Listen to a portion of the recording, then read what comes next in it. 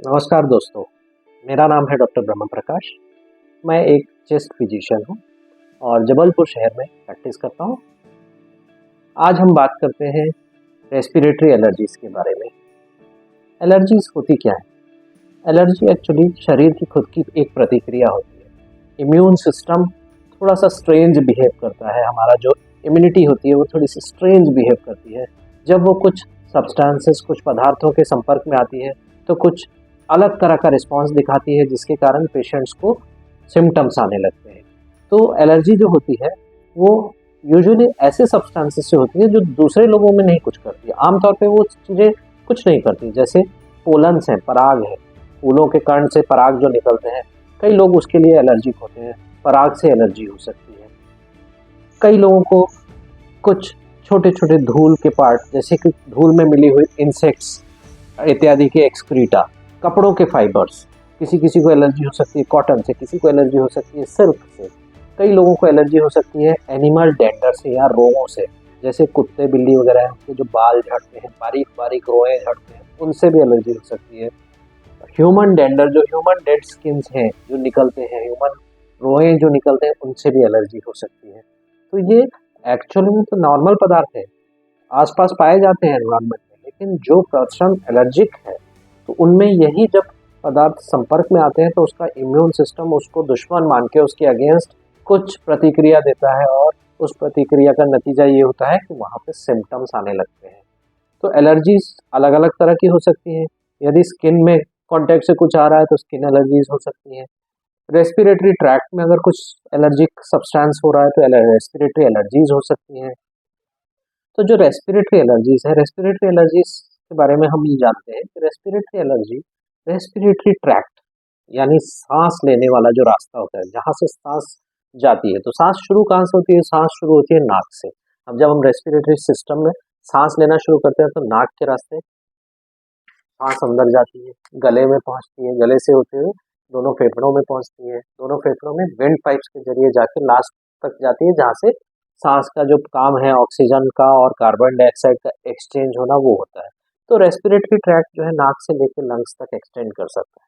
अब इन रास्तों में कहीं भी अगर एलर्जी होती है, जहाँ जहाँ से हवा जा रही है, तो हवा के रास्ते जाने वाले पदार्थ रेस्पिरेटरी एलर्जी को कारक होते हैं, और इसके कारण रेस्पिरेटरी एलर्जीज होती है। रेस्पिरेटरी एलर्जी नाक की भी हो सकती है, जिसको हम लोग एलर्जिक राइनाइटिस कहते हैं। रेस्पिरेटरी एलर्जी साइनसेस में भी हो सकती है। रेस्पिरेटरी में हो रही है तो रेस्पिरेटरी फेरेंजाइटिस हो सकता है, एलर्जिक फेरेंजाइटिस हो सकता है। लंग्स में होता है तो उसको ब्रोंकियल अस्थमा की तरह भी प्रेजेंट करता है, और ब्रोंकियल अस्थमा का एक कारण जो है वो रेस्पिरेटरी एलर्जीज भी होती है।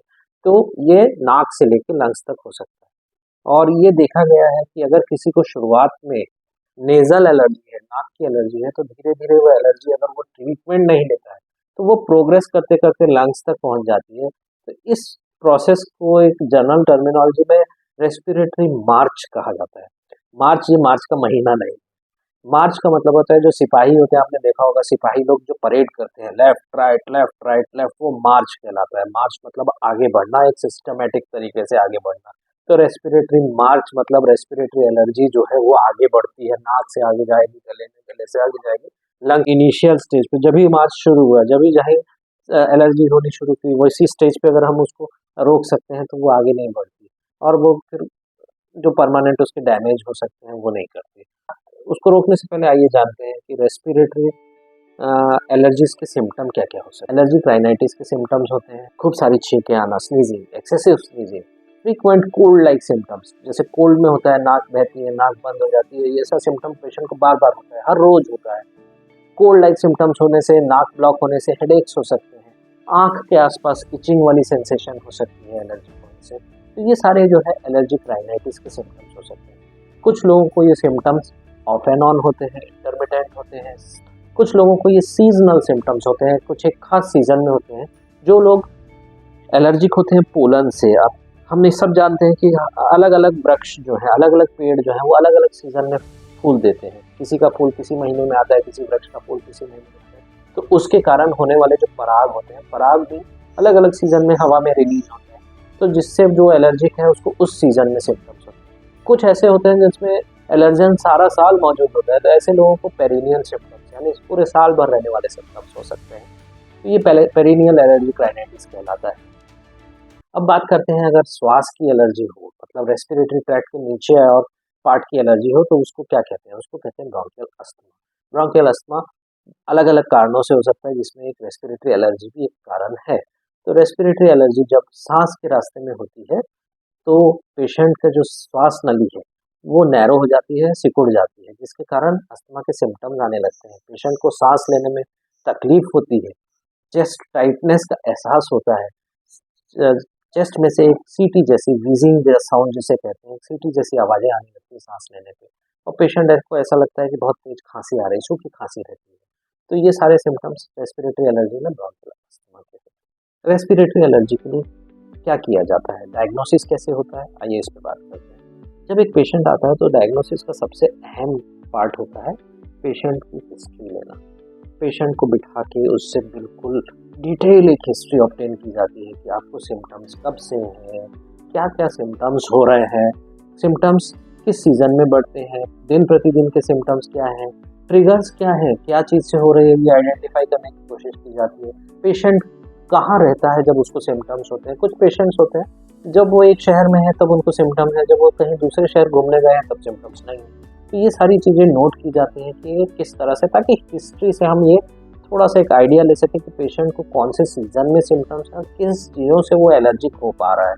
जब ये हिस्ट्री, एक डिटेल हिस्ट्री को हम ऑब्टेन करते हैं, तो एक ये हमको पता चल पाता है कि वो किस किस कारण से उसको एलर्जी हो सकती है।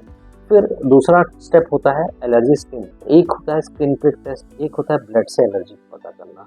दोनों ही अच्छे टेस्ट माने जाते हैं, परंतु गोल्ड स्टैंडर्ड टेस्ट जो है एलर्जिक स्किन टेस्ट को कहा गया है। इसमें अलग अलग एलर्जेंस, जो एलर्जी करने वाले पदार्थ हैं, उसका बहुत ही डाइल्यूटेड फॉर्म जिसको हम एलर्जेंस कहते हैं, उसका छोटा छोटा एक बूंद, छोटा छोटा सा एक ड्रॉप शरीर में जो है हाथों पे या बैक पे इंजेक्ट किया जाता है, जिसके कारण स्किन में एक प्रतिक्रिया एलर्जी की जनरेट होती है और स्किन में एक छोटा सा फूलने जैसा लीजन आ जाता है। जैसे कभी कोई चींटी काटती है या मच्छर काटता है तो स्किन जैसे फूल जाती है, ऐसा एक छोटा सा लीजन आ जाता है, जिसके आधार पर यह डिटेक्ट किया जाता है कि हाँ, पेशेंट को इस पदार्थ से या इस एलर्जन से एलर्जी है। तो इस तरह से एलर्जी टेस्ट हिस्ट्री के आधार पर शॉर्टलिस्ट किए गए एलर्जेंस के टेस्ट से पता लगाई जाती है।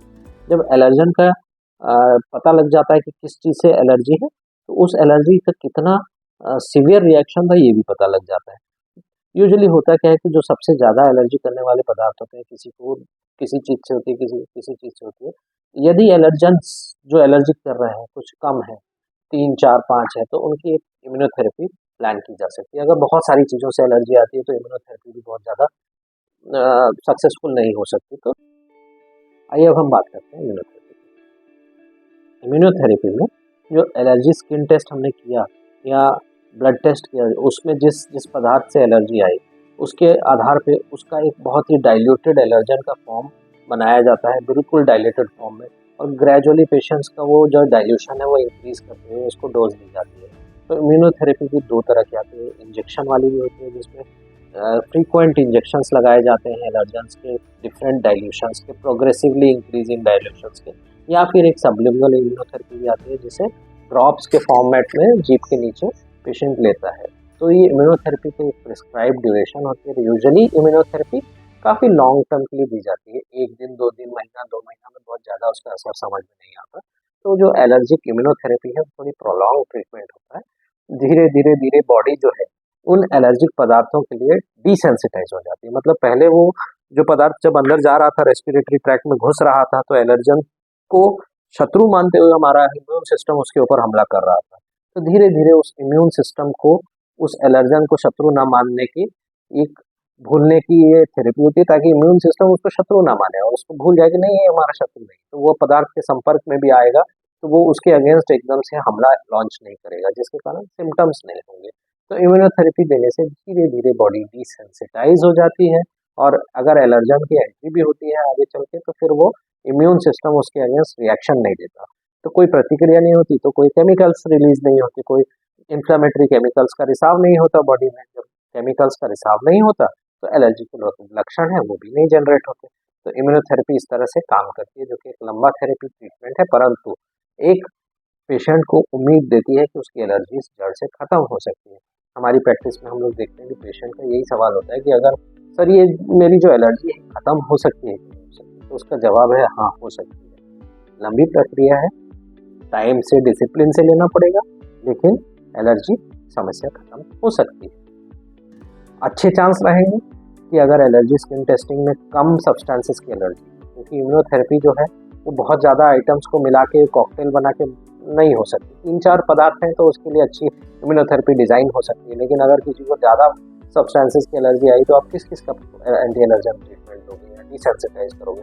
4-5 का कर भी दोगे तो 4-5 और रह जाएंगे, फिर वो सिम्टम्स कर सकते हैं। तो जितने ज़्यादा सब्सटेंसेस की एलर्जी होगी उतनी रिजल्ट्स उसके इम्यूनोथेरेपी के भी बहुत अच्छे नहीं रहेंगे। तो अगर पेशेंट को एक चीज़ की है, 2 चीज़ की है, 3-4 तक की है, तो एक इम्यूनोथेरेपी जो उसके लिए प्लान करके बुलवाई जाती है, बनवाई जाती है, उसका अगर प्रिस्क्राइब ट्रीटमेंट वो प्रॉपरली लेता है, क्योंकि ये एलर्जिक इम्यूनोथेरेपी इंडिविजुअलाइज ट्रीटमेंट होता है। एक पेशेंट का उसकी एलर्जी के आधार पे बनाया जाएगा, दूसरे पेशेंट का दूसरे पेशेंट की एलर्जी के आधार पे बनाया जाएगा। ऐसा नहीं कि एक ही ट्रीटमेंट सबके लिए चल सकता है। तो वो जो एलर्जिक इम्यूनोथेरेपी है इंडिविजुअलाइज टेलर्ड मेड थेरेपी होती है, और ये पेशेंट प्रिस्क्राइब ड्यूरेशन तक लेता है तो उसकी एलर्जी ठीक होने की संभावनाएं बहुत अच्छी रहती हैं, और वो उससे परमानेंटली मुक्ति पा सकता है अगर उसने प्रॉपरली ट्रीटमेंट लिया है, तो एलर्जी को ख़त्म किया जा सकता है। अदरवाइज अगर बहुत सारे सब्सटेंसेस से एलर्जी है तो हम इसको बहुत अच्छे तरीके से एंटीहिस्टामिन ड्रग्स और अदर तरह के ड्रग्स से कंट्रोल में रख सकते हैं।